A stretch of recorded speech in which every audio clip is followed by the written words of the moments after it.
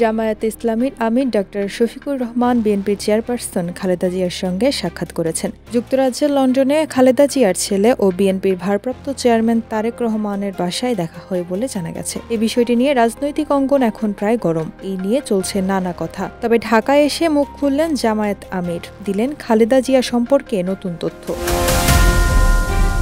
তিনি জানান, আগামী মাসের যে কোনো সময় বিএনপির চেয়ারপারসন খালেদা জিয়া দেশে ফিরতে পারেন। বৃহস্পতিবার রাজধানীর গুলশানে হোটেল ওয়েস্টিনে ইউরোপীয় ইউনিয়ন সফর নিয়ে আয়োজিত সংবাদ সম্মেলনে তিনি কথা বলেন। জামায়াত আমির বলেন, খালেদা জিয়ার শারীরিক অবস্থা দেখতে গিয়েছিলাম। দেশে যেহেতু তার সঙ্গে দেখা হয়নি, এটি একেবারেই সৌজন্য সাক্ষাৎ ছিল। নির্দিষ্ট কোনো আলোচনা হয়নি। খালেদা জিয়া এখন মানসিকভাবে কিছুটা সুস্থ আছেন। তিনি দেশে আসার প্রস্তুতি নিচ্ছেন।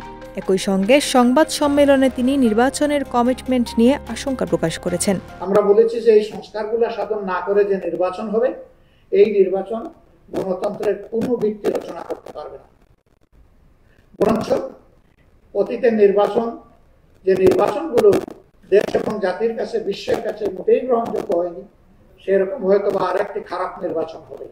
আমরা ওই নির্বাচন চাই। হাজার প্রাণের বিনিময়ে, হাজারো হাজার মানুষের পঙ্গুত্বের বিনিময়ে, আহত হওয়ার বিনিময়ে, রক্তের বিনিময়ে যে পরিবর্তন এসেছে, সেই পরিবর্তনে অবশ্যই সংস্কার সাধন করতে হবে। তিনি বলেছেন, জুলাই গণ অভ্যুত্থানে দেশ নতুনভাবে স্বাধীনতা পেয়েছে। এই অবস্থায় দেশে নির্বাচন হওয়ার আগে 3টি শর্ত পূরণ হতে হবে। মৌলিক সংস্কার, সহাবস্থান সহ নির্বাচনের শর্ত পূরণ করতে হবে।